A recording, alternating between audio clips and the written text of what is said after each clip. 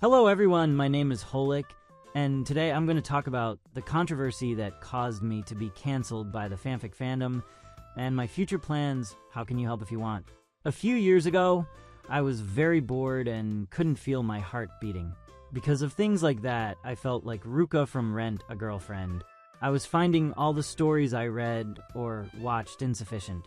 Even the channels that recommended series, dramas, or movies, which used to have 10 recommendations per video, started to only recommend 3 or 5. And I was tired of watching the same things. That's when I remembered something I hadn't done in 10 years. Reading fanfics, even though I'm in my 20s now. I'm the only person I know who reads fanfics, but I still really like them. An author can be afraid of making very drastic decisions for fear of how it will impact the work or the audience.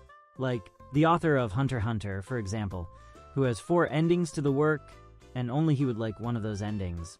However, when you read fanfics, you can read stories that you never expected to read, exploring unexpected paths and taking on absurd proportions.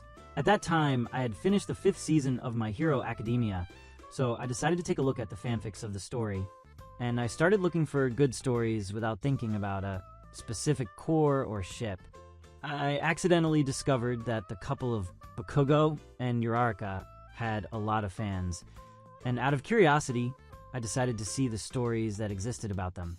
And that's when the story All Grown Up, written by ionlycamefortacos, appeared at the top of the page, which after ignoring it for several days, I decided to read.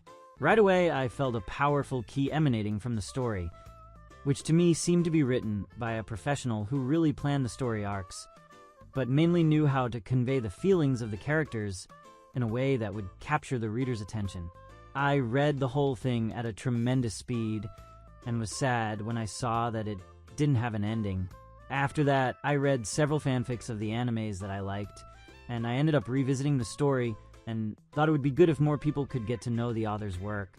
Around that time, I started watching several comic dubs of different animes, and many of them were being translated into different languages, all done by fans for fans. This gave me the idea of making comic dubs of the fanfics I liked, All Grown Up being the first one, since what I really wanted was to recommend the work to people who might be interested, as well as to pay a small tribute to the story. At that time, I was under the influence of Kanzuya, who made a movie about Chizuru, and by the fans who made the last episode of Dungeons & Dragons. In case you don't know, I'll leave the link in the description. But I must say that my biggest inspiration was the fans of Saki Sanobashi, or Go for a Punch, who, in addition to making art for the work, were joking around about publishing the story and waiting for someone to sue them. Only then would they know if it was true or not. Since I didn't have the talent or resources to do such a large project, I decided to hire an illustrator and ask him to do 1 drawing per page. Since it wouldn't be an entire manga, I asked for the illustrations to be as similar as possible to the anime with the best quality I could afford. My plan was to illustrate the entire first chapter with my own money and then do a crowdfunding campaign if people wanted to see the rest of the story. Of course, this is much easier said than done. As soon as I announced my plan to my colleagues, everyone thought I was crazy, but since I had done some work on the internet, some of them were curious about what could come of this idea. I soon sent messages to 22 artists, both close to me and from other states in the country. I'm not sure how they reacted to the idea, but I believe it was something like this. Most of them said no, either because they weren't working at the time or because they didn't work with manga or anime styles. There were also those who would do a piece of work at the level of a classroom of the elite illustration, but it would be too expensive for a project like that. Luckily, I found 2 people who could do the job without any problems.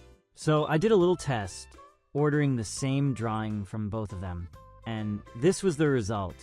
I ended up sending a message to the author, but I knew that she had already disappeared from social media.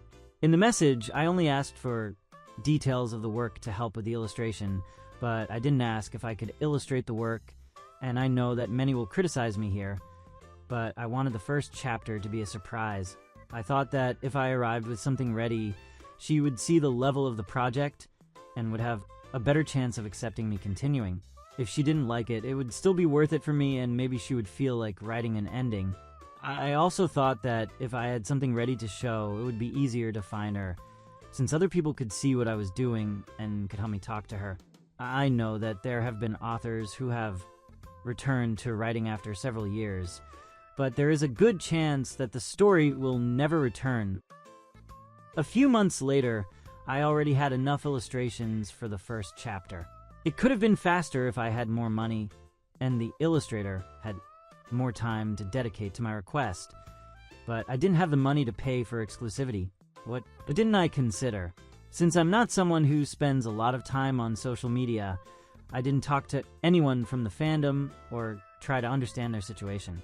I thought that if there was something importante, I could learn right away, but the truth is that they're already having to deal with a lot of plagiarism and people stealing stories and publishing them as if they were the real authors. That's why posting stories that aren't yours is seen as something spiteful and shameful. You might think that fanfic authors would be doing something similar to the original works, but a fanfic doesn't have the potential to disrupt a work. At most, it's seen as a form of homage. But a fanfic competes on equal terms with another, and can even make less informed readers associate something controversial with something that the author of the original fanfic wrote, which can be a problem. The day I posted the first chapter, I started getting some complimentary comments, but people started to get suspicious about whether I had permission. So I told them that I had tried to get in touch, and after almost a year I hadn't gotten a response, but that I was hoping to get her attention with the illustrations and wanted to ask her permission. My friend, that was the moment. You know those stories where the protagonist talks to someone and they respond, "Wait, can you see me?" And then they turn into a monster. So it was the same thing with me. At the time, I saw the fandom as a group of close-knit friends, but that's how they become if you break the rules. I had written in the story notes that I didn't write or draw anything, and I even left the link to the original story, and whenever someone asked me, I told the truth, but that wasn't what people heard. Rumors started spreading that I was publishing other people's stories as if they were my own and charging for the drawings I did. But I didn't know that was what people were thinking of me. So when the angry comments started coming in saying that I was a thief or a scammer, I ended up getting angry too. It was only after a while of discussing things on both AO3 and X that we understood each other, and I managed to convince people of my good intentions. And when I asked about making a YouTube channel, they were very kind, and even helped with the description that I put in the first video and was the basis for the others. So I guess that means we're okay, but I want to make it very clear that it was my fault. Personally, I think that if we had been clearer, especially me, we could have had a more relaxed discussion. And if you're watching this video and enjoy watching the world burn, I'll leave the link to my AO3 post in the description. I need to warn you that some things may sound rude, since there's no way to tell the person's tone from the text, especially in my case, since English isn't my native language. I also got angry at the time, because a lot of people said I couldn't do things and they didn't want to discuss the subject or explain the reason. And I have difficulty accepting something imposed on me like that. I'm very questioning and it's a flaw, but when they told me that I could create a dangerous precedent, that's when I got worried. After all, I'm afraid of dangerous precedents. I already apologize, but I'll apologize here too for not thinking about the rules and customs of the fandom, which simply didn't cross my mind at the time, and also to the authors I may have offended during the discussion. Some things like "you hate me" were not meant to be taken literally. I was getting a little nervous about having to respond to so many people on different media, something I've never done since I've never been in that situation, and it was lasting more than an hour because I wasn't at home at the time. Another problem is that it seemed like I didn't care about people's feelings, but I live in Brazil, and here things happen that you wouldn't believe, like the day the police went on strike, and the situation became like in the movie The Purge, or the congresswoman who ordered the cancellation of the social security number of the man who had been shot more than 30 times, but the man was her husband, son, and boyfriend of her other daughter. You're probably thinking that this would be the plot of a ridiculous series, but it was just another day in Brazil. So, It's because of things like this that I can be seen as a little insensitive to the things around me, but that's just impression. I really do care about the illustrations for all grown up. I'm a little scared to put her social media here, but it would be nice if someone could help me get in touch with her. So if you want to help, do it politely and respectfully, even if she says no. The information will be in the description. Now, about my plans for the future, I'm going to get in touch with some authors to continue bringing more stories here on the channel, and I would like to have at least one original illustration to make the video more interesting. But if things work out, I would like to continue with the process of using one illustration per page. The problem is that each illustration costs an average of $50, and most stories are hundreds of pages long. So at the moment, I'm just doing this for fun. If I see that there are people interested in the project, I can try to make more videos with more illustrations. I will bring more information as soon as I can. Thank you all very much for watching the video so far. If you liked the video, leave a like, subscribe, and activate the notification bell.